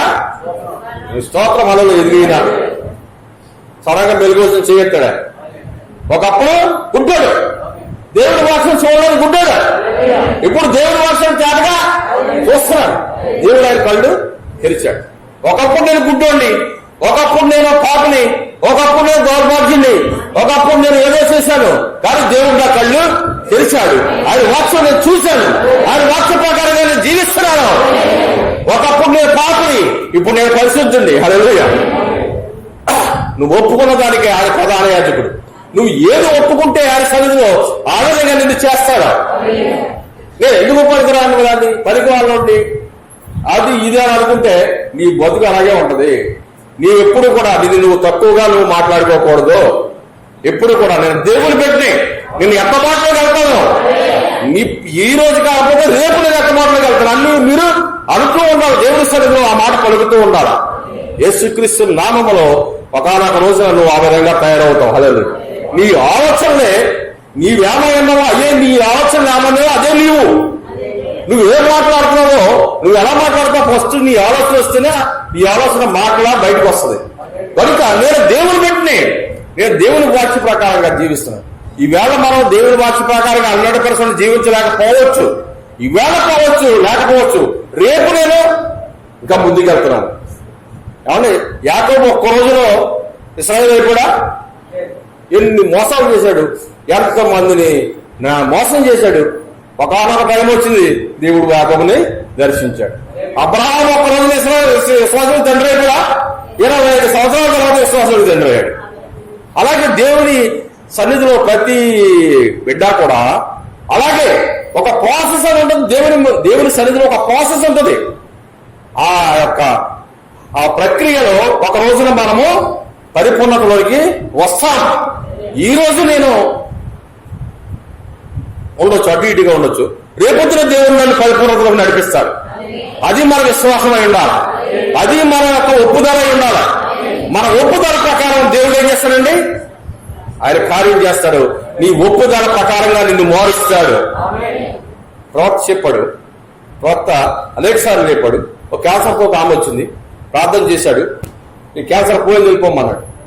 ఆయన ఒకటే చెప్పాడు, ఇప్పుడు నీకు క్యాన్సర్ ఉండొచ్చు, నీకు అక్కడ పుండు ఉండొచ్చు, దాని నిప్పు ఉండొచ్చు, అక్కడ నుంచి రక్తం కారొచ్చు, రసి కారొచ్చు, ఏమైనా కారొచ్చు, కానీ నువ్వు ఎలాగ బిహేవ్ చేయాలంటే, ఎలాగ యాక్ట్ చేయాలంటే అది పోయింది. ఆ యొక్క ప్రవక్త ప్రార్థన చేశాడు, నా జీవితంలో ఇంకా క్యాన్సర్ అనేది లేదు. ఆ విధంగా నువ్వు ప్రయత్నము చేయాలి. అది తప్ప ఇంకా ప్రార్థన చేస్తే ఇలా మాయమైపోద్ది అనుకున్నాను. ఇంకా అలాగే ఉంది, ఇంకా రాశిగా ఉంది. మనం చూడండి, మన వాళ్ళు కొంతమంది బ్యాచ్ ఉంటారు, ప్రతి ఆదివారం గుడ్లు అట్టుకుని లైన్గా నిలబడుతుంటారు. ఏమండి ఇక అదే పని ఆయనకి ప్రతి ఆదివారం అదే పని గుడ్లు అట్టుకుని లైన్లో నిలబడటమే. ఒక్కసారి ప్రార్థన చేస్తే పని జరగదండి. ప్రతి ఆదివారం చేయాలా? ఒక్కసారి చేస్తే జరగదా? ఎందుకు జరగట్లేదంటే నువ్వు నమ్మటం లేదు, పదిగా జరగట్లేదు. నాకు ఇంకా రాకపోతే నువ్వు నమ్మవు, ఎందుకు పోదానని చెప్తా. కానీ మనం నమ్మం. పాస్టర్ గారు పదే పదే చేయాలి. ప్రవక్త అన్నాడు, నువ్వు నమ్మకుండా నీ మీద లేఖలు నూనె పోసి ప్రార్థన చేసినా నీకు రోగం పోదే చెప్పాడండి. స్వస్థవారం ఉన్న ఆయన చెప్పిన మాట అది. నువ్వు నమ్మకుండా నీ మీద లేఖలు నూనె పోసి పాస్టర్ గారు కాదు 100 మంది పాస్టర్లు వచ్చి ప్రార్థన చేసినా అది జరగదు. ఫస్ట్ ఎవరిలో ఉండాలి? అది లింక్ ఎవరిలో ఉంది? మనలోనే ఉంది. హల్లెలూయా. జాగ్రత్తగా గమనించండి, జాగ్రత్తగా గమనించండి. నేను చెప్పిన మాటలన్నీ జాగ్రత్తగా పట్టుకోండి. విశ్వాసులుగా మనము ఒకరి చేత ప్రార్థన చేయించుకునే పరిస్థితిలో మనం ఉండకూడదు. మనం ఒకరిని ప్రార్థన చేసే పరిస్థితిలో ఉండాలి. ఆ విశ్వాసానికి మనం రావాలా. కాలాన్ని బట్టి చూస్తే మీరు అందరూ బోధకులు అయిపోవాలన్నారు, కానీ మీరు చూస్తే ఇంకా ఆమె చెప్పండి, హల్లెలూయా అనవండి, అది మీకు చెప్పాల్సి వస్తుంది. ఎంత దౌర్భాగ్య స్థితి అండి. సరే ఇంకొద్దులేండి దాని గురించి. సరే, వీడు ఈ గుడ్డోడు అంటున్నాడు అనమాట. ఏంటి మీరు మాటకు వచ్చి అడుగుతున్నారు, ఆయన ఎవరో మీకు తెలీదా అని అన్నాడు. ఏమో ఆయన ఎవరో మాకు ఎక్కడి నుంచి వచ్చాడో మాకు తెలియదు. చాలా ఆశ్చర్యంగా ఉంది. ఆయన ఎక్కడి నుంచి వచ్చాడో నీకు తెలియకపోవడం ఆశ్చర్యంగా ఉంది. ఏమండి, ఈ ప్రపంచం పుట్టినంత వరకు ఎవరైనా పుట్టుగుడ్డోడు కళ్ళు ఇచ్చాడా? ఇవ్వలేదు, లేదు కదా. మరి ఆయన పుట్టుగుడ్డోడు కళ్ళు ఇచ్చాడంటే ఆయన ఎక్కడి నుంచి వచ్చాడో మీకు తెలిసి ఉండాలి. ఎందుకంటే మేము పెద్ద పెద్ద బోధకులు అని చెప్పుకున్నారు కదా, మరి మీకు తెలియకపోవడం చాలా ఆశ్చర్యకరంగా ఉంది అన్నాడు. అయితే వీళ్ళకి ఏం మధ్యలో పోతున్నాయి, ఏడు నువ్వు పాపమయ్యుండి మాకేం బోధ చేస్తున్నావా, పాపంగా పుట్టాను అట్లా. నిజమే, మరి మీకు తెలియకపోవడం ఆశ్చర్యకరంగా ఉంది. మీ గుడ్డోళ్ళు నేను కానీ ఇప్పుడు మీరు గుడ్డోళ్ళు. నేను పంచిపెట్టిన పుస్తకంలో ఒక మాట రాశాను. హెలెన్ కిల్లర్ అనే ఒక ఆమె ఉంది. ఆమె పుట్టి మోగ, పుట్టి గుడ్డి. ఆమె గుడ్డితే మోగదే. మోగదంటే మీకు తెలుసు, ఆమెకు వినపడదు, మాట్లాడలేదు. వినపడితేనే మనం మాట్లాడే మాటలను బట్టి పిల్లలు నేర్చుకుంటారు, వినపడితేనే నేర్చుకుంటారు.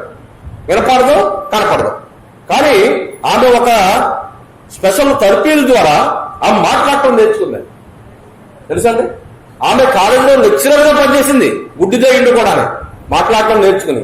ఆమె ఎన్నో పనులు, కళ్ళున్న వాళ్ళు చేయలేని పనులు ఎన్నో పనులు చేసింది. పూర్తి ఆరోగ్యవంతులు చేసే పనులు చేసింది.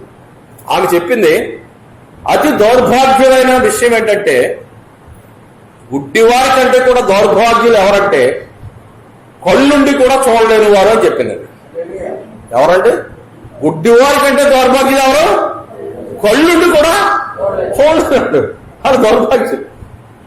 గుడ్డోడు పోని కళ్ళు లేవు కాబట్టి ఆ దారిలో దీని మీద పడిపోతున్నాడు, ఏది కరెక్ట్ గా చూడలేకపోతున్నాడు అంటే అర్థం ఉంది. కానీ కళ్ళుండి దారిలో దీని మీద పడిపోతూ తన్నుకుంటూ వాళ్ళు తన్నుకుంటూ వెళ్ళిపోతే అర్థం ఏముందండి? ఇప్పుడు ఇక్కడ గుడ్డోళ్ళు ఎవరు? పరిచయాలు. వాళ్ళు యేసుప్రభువును దేవుని కుమారుడిగా చూడలేకపోతున్నారు. వాళ్ళు కళ్ళున్నాయని చెప్పుకున్నారు. కింద సాధ్యం ఉంటుంది మీకు. మీరు కళ్ళున్నాయని చెప్పి చూడలేకపోతున్నారు అని యేసుప్రభు ఎందుకు చెప్పాడు. మీరు ఆ బుక్ చదవడం తెలుస్తుంది.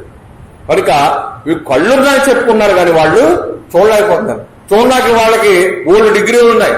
బిఏలు, ఎల్ఎల్డీలు, ఎంఎల్డీలు, తర్వాత ఇంకో లిటరేచర్లు, తర్వాత బైబిల్ థియాలజీ, బీటీహెచ్లు, డిటిహెచ్లు, ఎంటీహెచ్లు, ఒక్కట కాదండి డిగ్రీలు. ఈ డిగ్రీలు ఉన్నాయి కానీ నీకు డిగ్రీలు ఎంత పెరిగితే అంత నీకు కళ్ళకి ఏమవుతుందండి, పొరలకు అభ్యస్తాయి. అవునా కదా? ఈ పాస్టర్లో డిగ్రీల మీద డిగ్రీలు సంపాదించేస్తున్నారు. ఆ డిగ్రీల వల్ల ఏమవుతుందంటే వీళ్ళ కళ్ళకి పొరలు ఇంకా మల్లమైపోతున్నారు. డిగ్రీల వల్ల దేవుని వాక్యాన్ని చూడలేని అంధత్వంలోకి వాళ్ళు వచ్చేసారు. పౌలు గారిని తీసుకుంటే సౌలుగా ఉన్నప్పుడు గమాలియేలు పాఠముల యొద్ద ఆయన ధర్మశాస్త్రాన్ని నేర్చుకున్నారు. ఈ ధర్మశాస్త్రం నేర్చుకోవడం వల్ల ఆయనకి ఒరిగింది ఏంటి అంటే ఆయన కళ్ళు ఎవరండి? గుడ్డి వైపు. యేసు ప్రభు ఎవరో చూడలేని పరిస్థితిలో ఎవరున్నారండి? సౌలు గారు ఉన్నారు. కనుక ఇశ్రాయేల్ క్రిస్టియన్స్ అంటే క్రైస్తవులందరినీ చంపడానికి ఈయన దమస్కు మార్గంలో వెళుతూ ఉండగా దేవుని యొక్క అగ్నిస్తంభం ఆయన్ని తాకినప్పుడు ఆయన గుర్రం మంచి కింద పడిపోయాడు. పడిపోయినప్పుడు ఈయన ఏమయ్యాడంటే గుడ్డోడు అయిపోయాడు. అప్పుడు అననీయ వచ్చి ఆ పౌలు గారి మీద చేతి నుంచి ప్రార్థన చేసినప్పుడు ఆయన కళ్ళ నుంచి ఏమిరాల్ని పొలలు రాలి. అప్పుడు వరకు గుడ్డివాడిగా ఉన్న పౌలు ఇప్పుడు పొరలు రావటం వల్ల ఏమైందండి, ఇప్పుడు చూడటం మొదలెట్టాడు. అప్పుడు దేవుడు వాక్యం చదివినప్పుడు ఏమైందండి, అప్పుడు యేసు ప్రభు ఎవరో ఆయన చూడలేదు. అప్పుడు వరకు మరి చూడలేదు. సపన చంపడానికి ఆయనే పర్మిషన్ ఇచ్చాడు. మరి అప్పటి వరకు పౌలు గారు గుడ్డివాడేం కాదు, చూస్తున్నాడు. కానీ ఆత్మీయంగా గుడ్డోడు. కనుక అదే అంటున్నాడు, మీరు ఆయన ఎవరో చూడలేకపోవడం నాకు ఆశ్చర్యం కలిగిస్తుంది. మీరు పెద్ద పెద్ద బోధనలు చేస్తారు, పెద్ద పెద్ద వ్యవహారాలు చేస్తారు, పెద్ద పెద్ద క్రూసేళ్ళు పెడతారు, మీరు చూడకపోవడం ఏంటి? అంతే కదండి. మరి అంతంత పెద్ద పెద్ద బోధకులు ఈ రోజు యేసుక్రీస్తు నామములో బాప్తిసం అంటే, లేకపోతే ఇంకొక వాక్యం చెప్తే వాళ్ళు నమ్మటం లేదు, ఎందుకు నమ్మట్లేదంటే ప్రవక్త అన్నాడు, మీరు వాళ్ళ మీదే కోపం పెట్టుకోకుండా వాడి మీద జారి చూపించండి, ఎందుకంటే వాడు గుడ్డోడు బాబు పాపం. దేవుని వాక్యాన్ని చూడకపోతున్నాడు గుడ్డోడు, మనం ఏం చేస్తాం, మనం ఏం చేయాలి, అది విషయం. సరే అయింది. అయితే ఇక్కడ మనం చూడాల్సిన ఒక విషయం ఏంటంటే, ఈ గుడ్డివాడు దేవుని పక్షంగా నిలబడ్డాడు లేదా? ఇప్పుడు యేసు ప్రభు పక్షంగా ఎవరు నిలబడ్డాడండి? గుడ్డోడు నిలబడ్డాడు. యేసు ప్రభుకి ఆపోజిట్ సైడ్ ఎవరు నిలబడ్డారు? శాస్త్రులు పరిశీలన నిలబడ్డారు. యేసు ప్రభుని ఒక వ్యభిచారం వల్ల పుట్టిన వాడిగా చూస్తున్నారు వాళ్ళు. ఎవరు ఆపోజిట్ లో నిలబడిన శాస్త్రులు పరిచయం.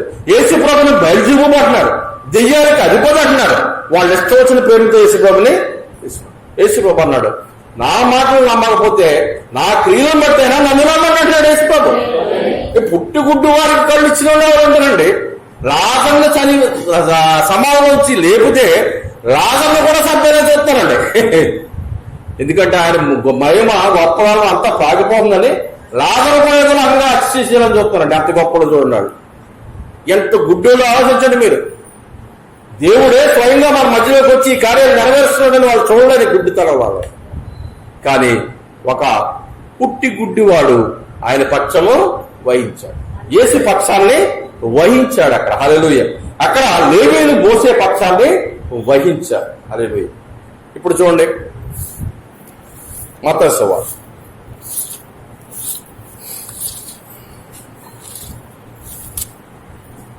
25వ అధ్యాయం చదవండి. ఎవరు చదివుళ్ళు ఉన్నారా? అందరికి అర్థమవుతుందమ్మా? ఒక్కరికి అర్థమవుతుంది పాప.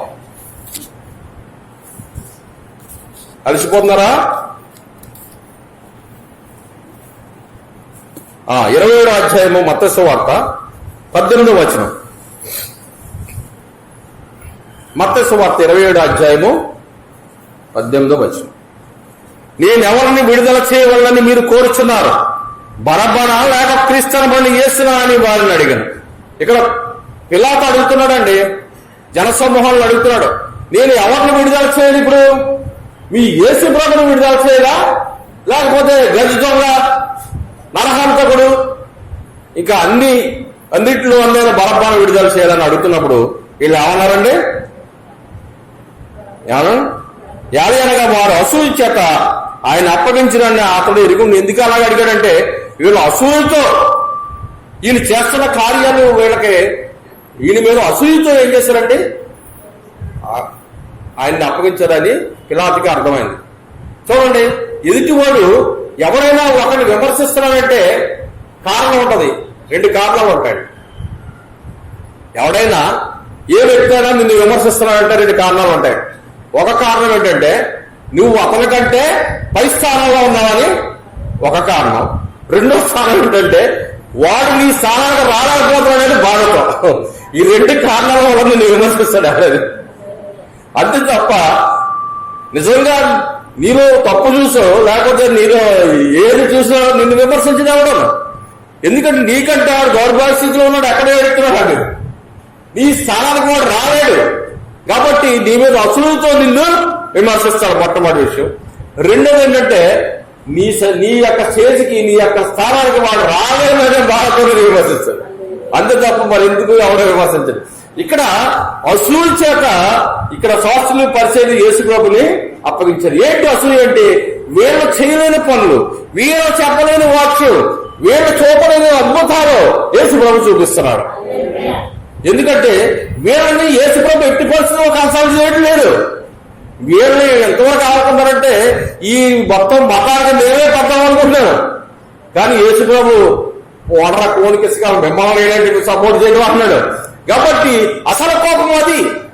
కనుక ఏ విధం చేత నేను సంహరించాలని, అప్పుడు ఈ అసూయ చేత అప్పగించాలని వెరిగి ఆయన అడిగాడు, నేను యేసు ప్రభువుని విడుదల చేయాలా, బరబ్బను విడుదల చేయాలా అని అడిగారు. అప్పుడు ఏమన్నారండి వాళ్ళు?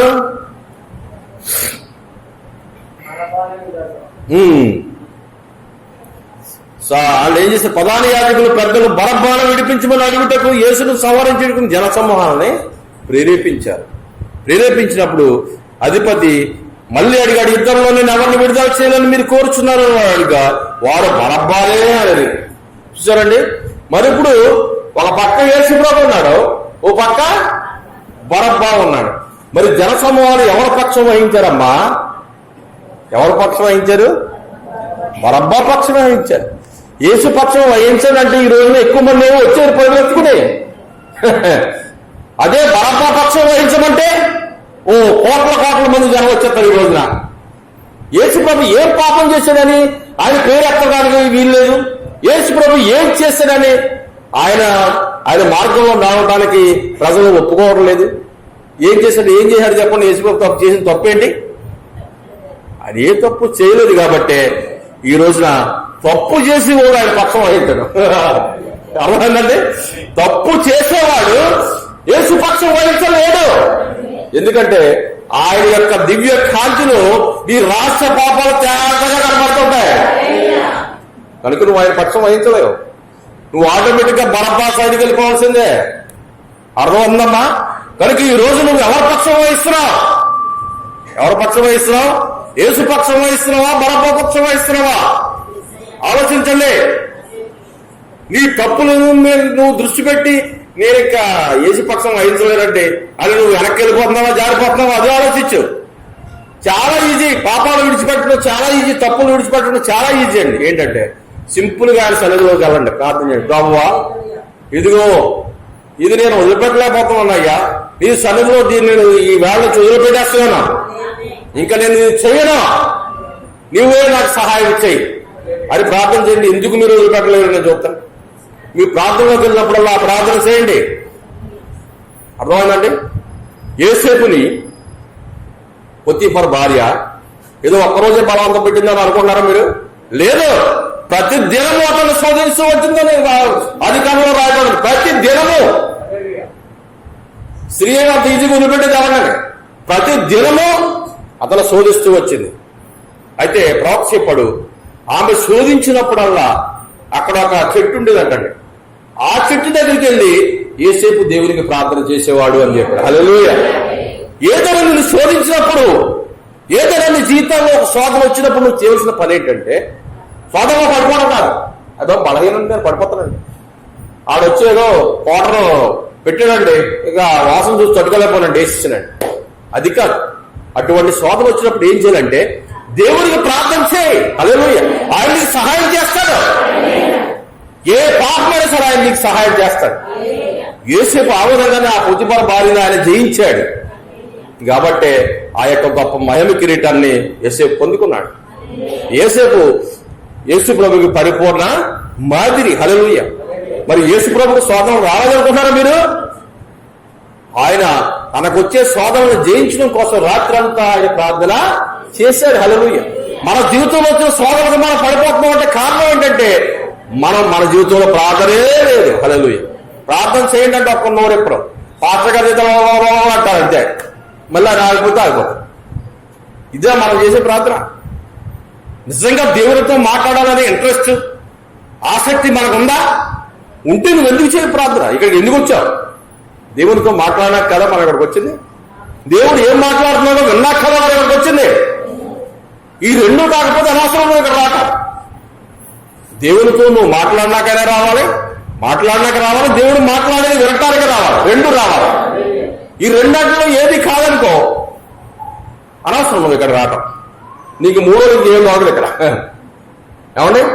నిన్ను ఇక్కడ హెచ్చించి మాట్లాడి కూడా ఉండడు, ఇంకా తిట్టి కూడా ఉంటాడు ఇక్కడ. కనుక ఈ రెండు విషయాల కోసం నువ్వు దేవుని సన్నిధికి రావాలి. ఈ రెండు విషయాలు ఆశించి నువ్వు వచ్చినప్పుడు నీ జీవితంలో ఒక క్రియ జరుగుతుంది, ఒక అద్భుతం జరుగుతుంది, నీ జీవితంలో మారిపోతుంది. నువ్వు యేసు పక్షం వహిస్తే, యేసు అంటే ఎవరో మనం చెప్పుకున్నాం, క్రీస్తు అంటే ఎవరండి? వాక్యం. హల్లెలూయా. నువ్వు వాక్యం పక్షం వహించాలా. నువ్వు ఎక్కడికి వెళ్ళినా సరే, నువ్వు 1000 మంది అన్యుల మధ్యలో ఉన్నా సరే నువ్వు వాక్యం పక్షం వహించాలి. హల్లెలూయా. 1000 మంది క్రైస్తవులు అంటారా నిన్ను అపహాసం చేసినా సరే దేవానికి స్తోత్రం అని నువ్వు వాక్య పక్షంగా ఉండాలి. యేసు పక్షము వహించాలి. ఇక్కడ ఈ గుడ్డివాడు యేసు పక్షం వహించాడు. ఒక ఆయన సిమోను అనే ఒక ఆయన యేసుని విందుకు పిలిచాడు. విందుకు పిలిచిన వాడు ఆయన పక్షం వహించాడా? ఆయన్ని బాధపట్టడానికి, ఆయన్ని అపహసించడానికి ఆయన పిలిచాడు విందుకి. విందుకు పిలిస్తే ఎవరన్నా మనం ఇంటికి పిలిచామనుకోండి, కనీసం 2 సార్లు కూర్చోండా అంటాం మనం. అది కూడా అనలేదు. చేయవలసిన కాళ్ళు కడగలేదు, మొఖానికి నూనె రాలేదు, నెత్తికి నూనె రాలేదు, అక్కడ స్థలం లేదు, బట్టలు ఇవ్వలేదు, ఏమీ లేదు. అయితే ఒక వ్యభిచారి వచ్చి ఆయన పాదములు కడిగి ఆ కన్నీటితో, మళ్ళీ నీటితో కడగలేదండి, దేంతో కడిగింది? కన్నీటితో ఆయన పాదములు కడిగి ఆయన తల వెంట్రుకలతో ఆయన కాళ్ళు తుడిచింది. హల్లెలూయా. ఇప్పుడు యేసు పక్షం ఎవరు వహించారు?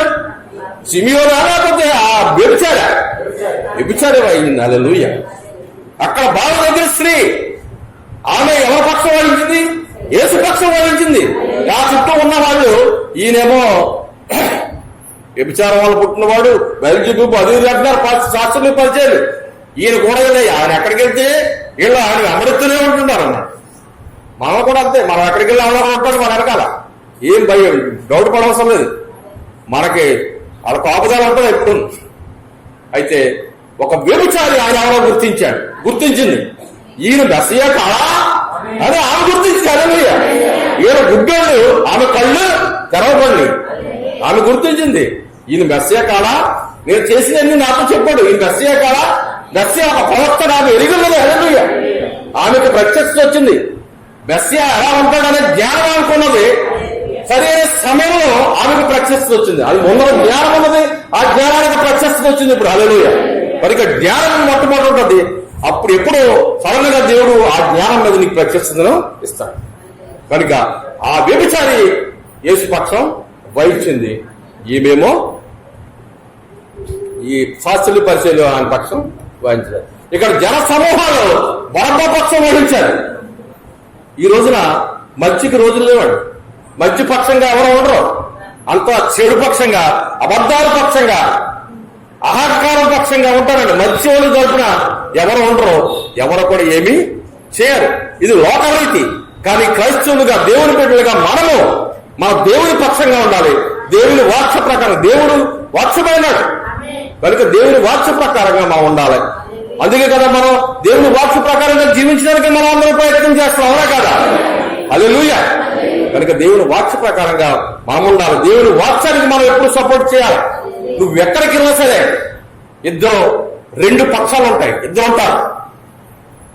ఒకడేమో చిన్న చిన్న సమూహం ఉంటుంది, ఒకడేమో పెద్ద సమూహం ఉంటుంది. నువ్వు ఆలోచించాలి. పెద్ద సమూహం ఉందంటే అది తప్పనిసరి అబద్ధం అన్నమాట. చిన్న సమూహం ఉందంటే వాళ్ళే కరెక్ట్, వాళ్ళ నీతి, వాళ్ళ నిజాయితీ పోదు. కనుక నువ్వు డిజైన్ చేయాలి. దేవుని కుమార్తెగా, దేవుని కుమారుడిగా నువ్వు వాళ్ళని చూసి నువ్వు వాళ్ళకి సపోర్ట్ చేయాలి. దేవుని వాక్యం ఏంటి, ఇది నిజమా కాదా, వాక్యమా కాదా అని నువ్వు దాన్ని బేరీజు వెయ్యాల. కనుక పాపంలో పడిపోయినప్పుడు అతను వాళ్ళు మనం అదే యేసుపక్షం వహించినప్పుడు ప్రవక్త అనేక విషయాలు చెప్పాడు. నీ సహోదరుడు తప్పు చేసినప్పుడు అందరికీ తప్పు గురించి చెప్పడం కాదు, నువ్వు వెళ్ళి ఆమెతో మాట్లాడమన్నాడు. ఆమె తప్పును నువ్వు కప్పమన్నాడు. హల్లెలూయా. ఇంకోటి ఏంటంటే, ఎవరైనా సంఘ పెద్దలు కానీ, ఏదైనా పాస్టర్ గారు కానీ ఏదైనా కొంచెం తప్పు చేసినా, ఏం చేసినా కూడా మనం అందరితోనూ చెప్పేయడం కాదు. పాస్టర్ గారి గురించి ప్రార్థన చేయండి. హల్లెలూయా. ఆయన ఎందుకు అలా చేశాడు? ఎందుకంటే కొన్నిసార్లు కొన్ని నాయకుల జీవితంలో కొన్ని విషయాలు జరగడానికి దేవుడు అనుమతి ఇస్తాడు. మరి మోషే ఆమెను పెళ్లి చేసుకోవడం కదా, అందరూ తప్పన్నారు, కానీ దేవుని యొక్క చిత్తమై అన్నది.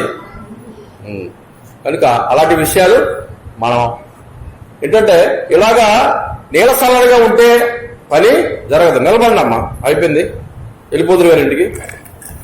చెప్పాను కదా గంట తీసుకుంటాను అని, అరగంట తీసుకున్నాను. మరి బాధపడుతున్నారు మీరు.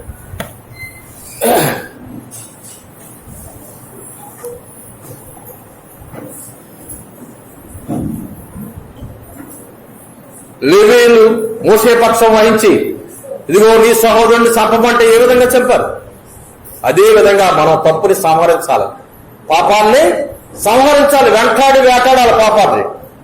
మన జీవితంలో పాపం ఉంచుకుంటే ఆ పని మనం చేయలేవు. నీ జీవితంలో తప్పు పెట్టుకుని పక్కన నేను సరి చేస్తే ఆడిని తప్పు చూపించరా, నువ్వెందుకు ఇలా చేస్తావు అడగా. కనుక మొట్టమొదటి మనం సరిగ్గా ఉండాలి. మొట్టమొదటి పరిపూర్ణంగా ఉండాలి, మొట్టమొదటి మన ప్రార్థనలో ఉండాలి. అప్పుడు దేవుడు ఏ రకంగా నువ్వు వారిని సరిచేయాలని చూపిస్తాడు. అయితే ఓ పాస్టర్ గారు శనివారం రోజుని నైజీరియాలో పాస్టర్ గారు శనివారం రోజుని ఆదివారం రోజు వాచింగ్ ప్రిపేర్ అవుతున్నాడంట. ప్రిపేర్ అవుతున్నప్పుడు అలా ప్రిపేర్ అయ్యాడు. లేట్ అయిపోతుంది ఇంటికి వెళ్ళడానికి. మా ఆవిడ ఫోన్ చేద్దామని ఫోన్ చేసాడంట. ఫోన్ చేస్తే అది రాంగ్ నెంబర్ వెళ్ళింది. ఎక్కడికి వెళ్ళిందండి? రాంగ్ నెంబర్ అంటే ఏంటి? వీళ్ళ భార్య కాకుండా ఎవరికి వెళ్ళిపోయింది ఫోన్. వెళ్ళిపోతే ఈయన మాట్లాడాడు, హలో నేను సో పాస్ని నేను మాట్లాడుతున్నాను, మీరెవరంటే నేను ఒక విశ్వాసనండి, నేను మీరు రాంగ్ నెంబర్ ఇది అని చెప్పి ఫోన్ పెట్టేశాడు అవతల. సరే అలా ఆవిడ ఫోన్ చేసిన లేట్గా వస్తున్నాడు. మళ్ళీ నెక్స్ట్ డే ఈయన ఆరాధన అయిపోయిన తర్వాత ఒక అపరిచిత వ్యక్తి పాస్టర్ గారి దగ్గరికి వచ్చాడు. వచ్చినప్పుడు ఏం బాబు ఏంటి, ఎందుకు వచ్చావు, ప్రార్థన చేయాలి ఏంటని అడిగితే అని చెప్పాడండి.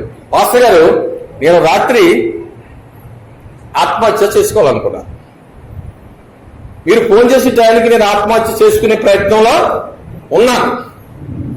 మీరు ఫోన్ చేసి నేనేమనుకున్నానంటే, నిజంగా దేవుడు కనుక నేను బతకాలనుకుంటే ఎవరొకరు దేవుని బిడ్డలు నాకు ఫోన్ చేయాల, అప్పుడు నేను బతుకుతాను, లేకపోతే నేను బతకను, నేను చచ్చిపోతాను అనుకున్నాను. కానీ దేవుడు మీ ఫోన్ ద్వారా దేవుడు నాతో మాట్లాడాడు, నిన్ను బతకమని ఆయన హెచ్చరించాడు. అర్థమైందా? ఎవరో దేవుని బిడ్డ నాకు ఫోన్ చేస్తే నేను బతుకుతాను, నాకు చచ్చిపోతాను అనుకున్నాను. కానీ మీరు ఫోన్ చేశారు, కానీ పాస్టర్ గారు ఆయన ఫోన్ చేశాడండి, చేయలేదు, రాంగ్ నెంబర్ అండి. దేవుడే ఆ నంబర్ని అలాగే ఆ కుర్రోడికి వెళ్తానే చేశాడు. కానీ మీ ఫోన్ ద్వారా నేను నా జీవితాన్ని ముగించుకోవాలనుకోలేదు, బతకాలని అనుకుంటున్నాను అన్నాడు. చూసారా? కనుక పాస్టర్ గారు అన్నాడు, బాబు నేను నీకు ఫోన్ చేయలేదు, నేను మాయావుడికి చేస్తే నీకు రావాలి నెంబర్ వచ్చింది. అది దేవుడి చిత్తం, నువ్వు బ్రతకడం అన్నాడు. కాబట్టి మనం కొన్నిసార్లు మన జీవితంలో మనం అనుకోకుండా చేసే పనులు, కొన్నిసార్లు మనం మాట్లాడే మాటలు ఎదుటివాడిని తప్పులో పడకుండా, ఎదుటివాడి పాపంలో పడకుండా ఆపుతాయి. కొన్నిసార్లు మనం మాట్లాడే మాటల ద్వారా ఎదుటివాడి పాపంలో పడేలా కూడా మన మాటలు చేస్తాయి. కనుక మన జీవితం ద్వారా మనం ఎవరికి అడ్డుబాటుగా ఉండటం దేవుడి చిత్తం కానే కాదు. మనం వాక్యపక్షం వహించి ఆ వాక్యపక్షం అనేక మందిని తీసుకురావాలని దేవుడు కోరుతూ ఉన్నాడు. ఆ విధంగా ఉండటానికి మనం ప్రయత్నం చేద్దాం. దేవుడు మిమ్మల్ని అందరినీ దీవించింది కాక అందరూ ఆమె చెప్పాలా?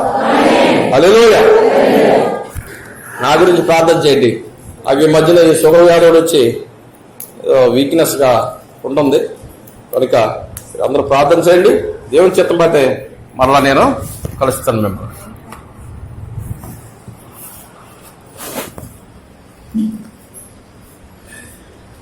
ప్రార్థన చేసుకుందాం. స్తోత్రం తండ్రి, ఈ పునరుద్ధాన దినంలో ప్రభావి సన్నిధి మాతో వచ్చి ఈ ఎవరి బిడ్డ ద్వారా మాతో మాట్లాడిన దేవానికి స్తోత్రం తండ్రి. ప్రభావికి స్తోత్రం. సీమోను పేతును అడుగుతున్నాం, వీరందరికంటే నువ్వు నన్ను ఎక్కువగా ప్రేమిస్తున్నామని చెప్పి 3 సార్లు నాయన పేతును అడగవుతండి. అవును ప్రభు, నీకే తెలుసు అన్నాడు నాయన. లోకమైనా లోకంలో ఉన్న వాటినైనా ప్రేమించవద్దని సెలవిచ్చవుతండి. ఎవరి లోకాన్ని ప్రేమిస్తారో వారు మరణమునకు పాత్రగా తగ్గిస్తారు. స్తోత్రం నాయన, నీ స్తోత్రం తండ్రి. మా కొరకు ప్రాణం పెట్టిన ప్రభువా, నీచమైన శిలువలో 3 మేకలతో వేలాడి ఆయన భూమికి ఆకాశముల మధ్య వేలాడి నీ రక్తమాత చిందించి చనిపోయిన యేసు, నేను ప్రేమించవలసిన వారమైనా, ఈ పక్షంలోనే ఉండవలసిన వారమైనా ప్రభువా, లోకమైనా లోకంలో ఉన్న ప్రేమించినట్లయితే మేము మరణ మాత్రమే ప్రభావితం స్తోత్రం. నేను జీవించడానికి యోగ్యులను కారణమైనా మా కొరకు ప్రాణం పెట్టిన ప్రభావ, నేను ప్రేమించి నేను హక్కుని నేను గమనించవలసిన వారమైనా ప్రభావ, ఈ వాక్యలోకంలో ఉన్న దేవత ఈ పక్షంలో ఉన్నారనైనా ఈ వాక్యాన్ని ప్రకారంగా మేము జీవించవలసిన వారమైనా ప్రభావ, నీకు వందనాలు తండ్రి. ఈ మధ్యాహ్న కాలంలో ప్రభావ ఈ మాట్లాడిన మాటలన్నింటిని బట్టి నీకు వందనాలు తండ్రి. ఆ మాటలన్నీ మా హృదయంలోకి ఆశీర్వదించండి. ఈ మూలంతరుగా ఫలింపచేయడం ప్రభావ, నీకు స్తోత్రం. ఆయన ఈ వార్త వినువాడు విన్నదాని ప్రకారంగా జీవించేవాడు మరీ ధైర్యంగా తండ్రి. ఆయన వినిక్కడ విడిచిపెట్టడం కాదు, కానీ ఈ మాట్లాడి మా హృదయంలో భద్రపరుచుకొని ఈ వార్త ప్రకారంగా జీవించి ఈ గొప్పగా నీ నిత్య జీవాన్ని పాత్రమై జీవించే బాధ్యత దయచేయండి. ఇంతవరకు నీ సన్నిధి మాత్రం నుంచి ఆరాధన జరిగించినందుకే నీకు వందనాలు తండ్రి.